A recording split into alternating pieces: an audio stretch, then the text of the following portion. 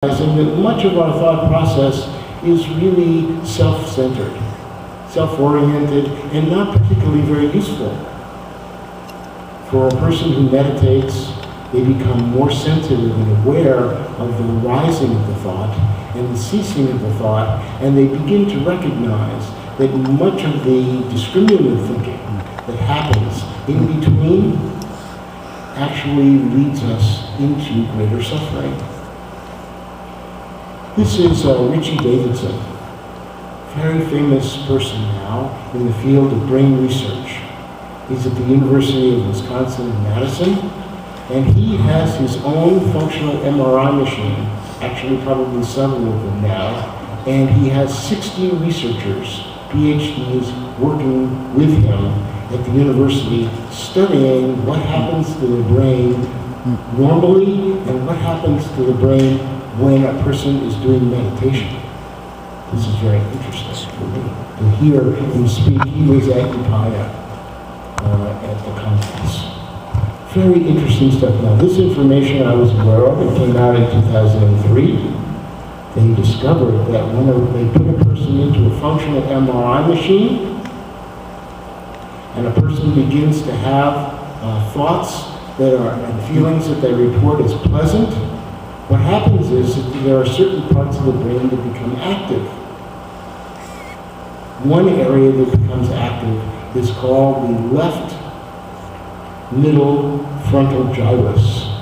This is the central portion of the left side of the prefrontal lobe. Becomes active. Interestingly enough, when a person has that activity, they report that they're feeling better, that they have well-being. They're having all kinds of feelings of reporting feelings such as happiness, enthusiasm, joy, high energy, and alertness. But the opposite side of the brain, the same portion of the brain that they detect on the left side that becomes active when a person is happy, is actually the part of the brain that becomes active when a person is depressed, unhappy, or sad. Distressing emotions.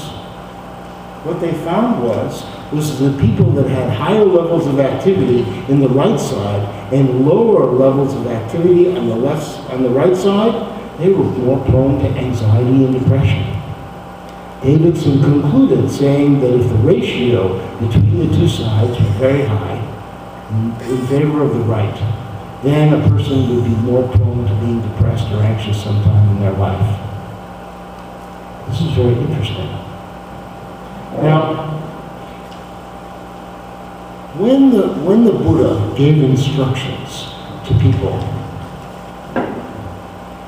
he did start off actually talking always about the Four Noble Truths. Now, of course, in his first talk that he gave to his friends, he immediately started off talking about the Four Noble Truths.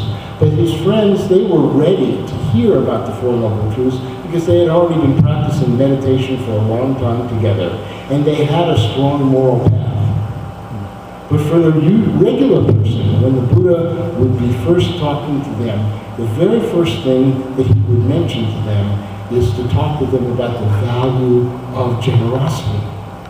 This reminds me of the story that you talked about in terms of the person giving out a hard piece of candy.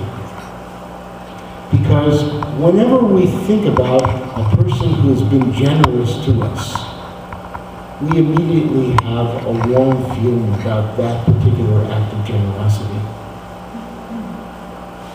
If we want to have a warm relationship with someone, the best way of doing it is to be generous and kind and caring and loving. This makes it very easy to have social relations with others.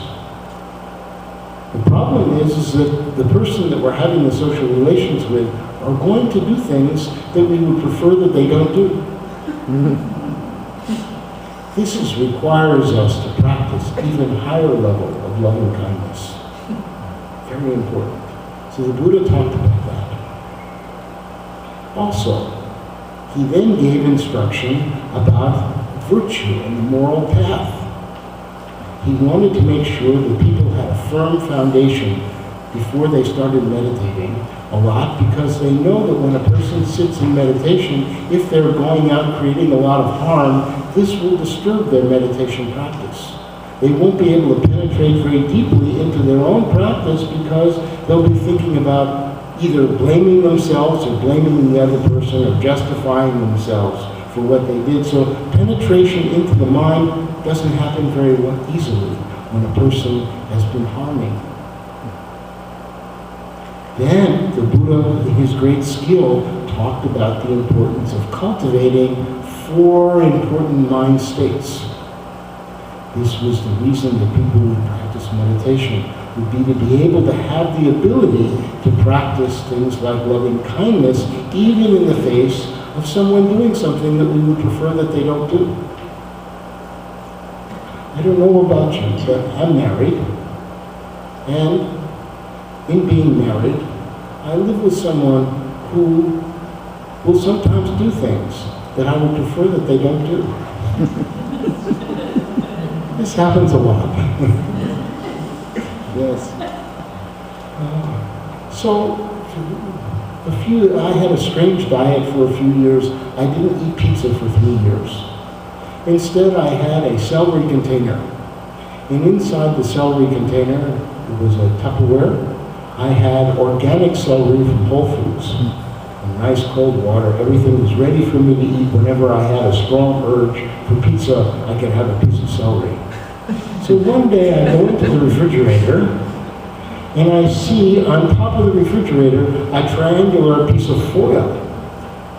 Now, if someone had told me at that moment that a person had changed the light bulb from white to red, I would have believed them, because I actually saw red. So that was the red flag. I immediately closed the refrigerator, and I went to sit on my cushion. And after 20 minutes, I got up, and my wife said to me, she says, "That's not your usual time to sit. Is something wrong?" And I said, "Well, actually, I've discovered that there are aliens living in our planet, and they're actually in our refrigerator, causing trouble." She says, "Oh, really? There's medicine for that." And I said, "Thank you."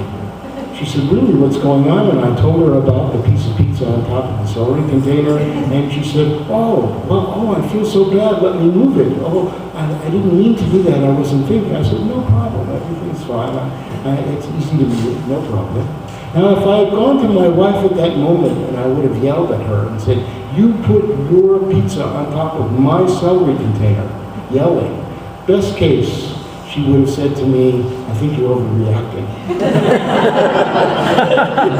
More likely, she would have yelled back at me, and the two of us would have had an argument, and we would have talked for several hours. Yes. So because I take the choice of going to sit in meditation instead of yelling, this is the practice of restraint, this is the use of